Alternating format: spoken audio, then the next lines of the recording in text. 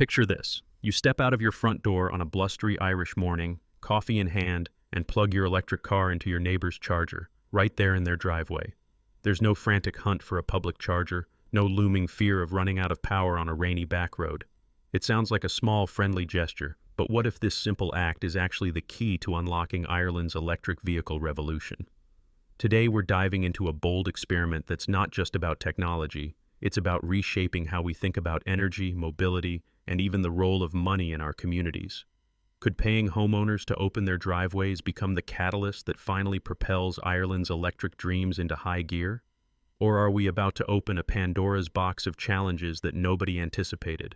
Ireland's road to electrification has been anything but a straight shot. The nation is bound by the ambitious goals set out in the Climate Action and Low Carbon Development Act, pledging to achieve net zero emissions by the year 2050. This isn't just a lofty promise, it's a legal commitment, setting Ireland on a collision course with its own carbon-heavy transport sector.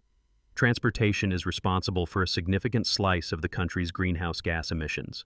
In fact, cars, trucks, and buses alone account for nearly 1/5 of Ireland's total emissions. To meet these targets, the government has rolled out a smorgasbord of incentives: generous purchase grants, vehicle registration tax reliefs, subsidies for home chargers, and even reduced tolls for electric vehicles. As of this year, more than €38 million in grants have already been dispersed for electric vehicles alone, according to the Sustainable Energy Authority of Ireland. The results are starting to show. By the first quarter of next year, almost 4 out of every 5 new electric vehicles sold in Ireland will be full battery electrics, not hybrids. That's 78% of all new electric vehicle sales, proof that the momentum is not just real, but accelerating. The government's target is to slash transport emissions by 45% by the year 2030, and it's clear that electric vehicles are the linchpin of this plan. But beneath this surge of progress lurks a persistent problem: access to charging. For many would-be electric vehicle owners, the dream stalls at the curb. Not everyone in Ireland has a driveway or a private garage. In cities like Dublin, Cork, or Limerick, countless residents live in apartments or historic terraced houses with no off-street parking. In rural regions, the challenges can be even more daunting. Distances are longer, public chargers are few and far between, and grid capacity is often limited. The government's National EV Charging Network plan calls for high-power chargers every 60 kilometers along national roads, but on the ground, grid constraints, high installation costs, and patchy coverage create a bumpy ride. Conor Fawnin from AA Ireland perhaps sums it up best. Reliable and accessible charging infrastructure is the key to convincing more Irish drivers to switch to electric vehicles. For many, the lack of convenient, reliable charging is the deal-breaker. According to a 2024 study by MAREI, the SFI Research Center for Energy, Climate and Marine, rural infrastructure needs are especially acute, requiring solutions tailored to unique local challenges. Enter EasyGo's new pilot program, a radical idea that could flip the entire equation. Instead of pouring billions into new public infrastructure, what if we simply shared what's already there?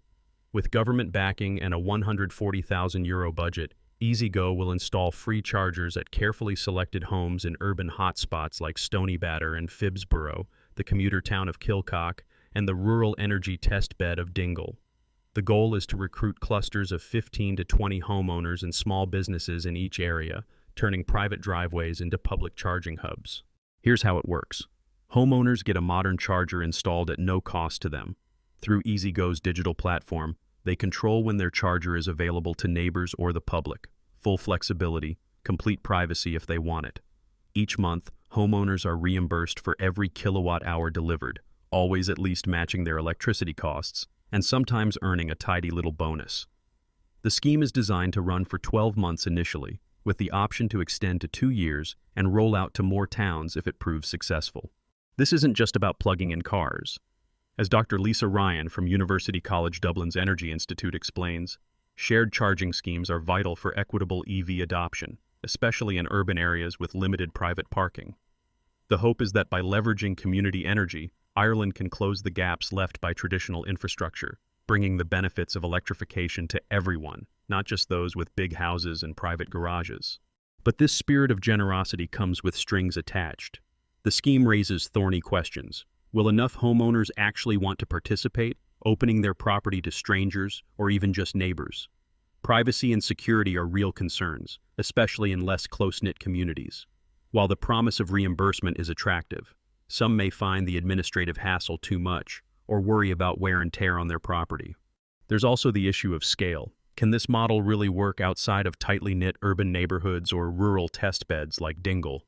What about places where trust between neighbors is weaker or where crime rates are higher? And perhaps most critically, will this experiment actually relieve pressure on Ireland's fragile electricity grid or merely shift the bottleneck to new locations? Let's consider the grid for a moment.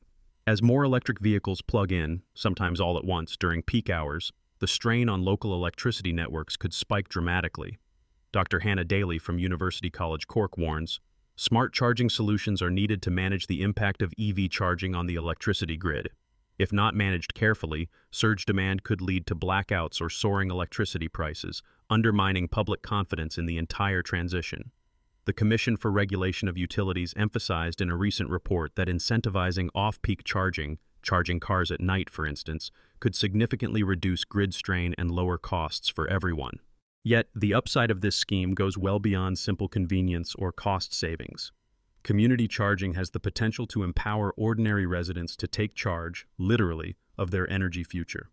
Take the Dingle Peninsula, for example. This rural region has already become a showcase for renewables and smart grids, integrating wind and solar power with home batteries and even vehicle-to-grid pilots. Shared chargers in such communities could dovetail with local solar panels, allowing residents to charge vehicles with clean, locally generated electricity, or even sell surplus power back to the grid. Dr. Paul Dean from University College Cork notes that vehicle-to-grid technologies could transform EVs into valuable assets for grid balancing, enhancing energy security. Imagine a future where each car is a tiny power plant, earning its owner a bit of extra income while supporting the national grid. The broader economic impacts are worth exploring as well. By creating a new microeconomy of shared charging, Ireland could reduce the need for expensive, centralized infrastructure projects. Instead of waiting years for public charging hubs to be built, communities could self-organize, pooling resources to create charging cooperatives. This model has already taken off in some parts of Europe, such as in the Netherlands, where neighborhoods manage their own shared charging points, often paired with community-owned solar panels. Such projects not only boost local economic development, but also foster a sense of ownership and pride in the transition to clean energy. There's also a technological dimension. EasyGo's platform doesn't just manage access, it collects valuable data on usage patterns, peak demand times, and user preferences. This data is gold for policymakers, helping them to fine-tune future infrastructure investments, set smart grid policies, and even shape new incentives. The Irish government plans to use lessons from this pilot to inform its national EV charging network plan, which is aligned with European Union requirements under the Alternative Fuels Infrastructure Regulation.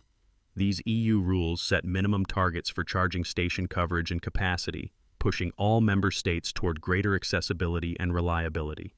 For viewers at home, there's a practical takeaway. Infrastructure isn't just about wires, concrete, or government spending. It's about people, their willingness to try new things, to trust their neighbors, and to embrace change. The Irish experiment shows that when communities are given the right tools and incentives, real progress can emerge from the ground up. If you're considering an electric vehicle or thinking about how your own neighborhood could become greener, this pilot offers a glimpse of what's possible. Perhaps you could be one of the pioneers bringing shared charging to your street, or even start a conversation with your local council about turning empty driveways into community assets. Let's also look abroad for context. In Scotland, EasyGo recently signed a £300 million deal to install over 500 new chargers and maintain almost 800 existing ones, spanning the Highlands, Aberdeen, Aberdeenshire, and Moray. This 20-year contract demonstrates just how quickly the landscape is shifting and how Irish technology is now being exported. Such international partnerships can drive down costs, foster innovation, and build the skills needed for the green economy of tomorrow. Back home, this means more jobs in places like Maynooth, where EasyGo's Irish office is hiring new staff to support both domestic and international projects. What about the risks? Participation rates could disappoint, especially if homeowners feel the rewards don't justify any perceived hassle or risk. There could be issues around insurance, liability for damage, or disputes over access. And if the grid isn't upgraded in parallel with new charging points, local blackouts or reliability problems could sour public opinion. As Tom Spencer from Transport Infrastructure Ireland points out, high-power charging hubs are essential to support long-distance EV travel and reduce range anxiety. Balancing the need for accessible local charging with the demands of cross-country travel remains a complex puzzle. But let's imagine the best-case scenario. If the scheme is a hit, it could spark a wave of innovation and collaboration across Ireland. Local authorities might roll out EV charging streets, blocks where every home participates, creating a seamless web of charging points. Community energy projects could combine shared charging with renewable generation and battery storage, making entire neighborhoods more self-sufficient. Dynamic pricing and smart grid integration could enable residents to charge up when electricity is cheapest and greenest, or sell power back to the grid during peak demand. Dr. John Fitzgerald from the Economic and Social Research Institute suggests that incentivizing off-peak charging could make electric vehicles even more affordable for ordinary people, lowering overall electricity costs and reducing emissions. And Neil Walker of Zero Emission Vehicles Ireland argues that public-private partnerships, like the one behind EasyGo's pilot, are crucial for scaling up charging infrastructure quickly and efficiently. If Ireland can find the right blend of incentives, regulation, and smart technology, it might just become a model for other countries navigating the electric transition. Looking ahead, the future of EV charging may be even more radical than today's pilot scheme. Experts predict that, within the next decade, ultra-fast chargers capable of delivering up to 350 kilowatts of power will become standard along major routes, slashing charging times to as little as 15 or 20 minutes. Meanwhile, community-based charging cooperatives could proliferate, empowering towns and villages to design their own energy solutions. And as vehicle-to-grid technology matures, electric cars themselves could become vital components of a resilient, decentralized energy system. Of course, none of this will happen overnight. The EasyGo pilot is still in its infancy, and much depends on how many homeowners volunteer, how smoothly the technology works, and how well the grid adapts to new patterns of demand. The first 12 months will be a critical learning period, with data collection, user feedback, and technical troubleshooting shaping the next steps. But already, the world is watching. Policymakers from across Europe and beyond are taking notes, eager to see whether Ireland's experiment can serve as a blueprint for fair, rapid, and community-driven electrification. Here's a secret that's easy to overlook. This pilot isn't just about plugging in more cars. It's an audacious test of trust, flexibility, and the power of neighborly spirit in the 21st century. If it works, it could redefine what it means to own infrastructure in an era of sharing economies and climate action. It could turn the humble home charger into the most valuable asset on your street, both financially and socially. So, what do you think? Would you be willing to open your driveway to neighbors or even to strangers in the name of a greener future? Or does the idea of sharing your home charger feel like a bridge too far? Let us know your thoughts in the comments below. And if you found this breakdown helpful, don't forget to subscribe and ring the bell for more stories about the future of technology.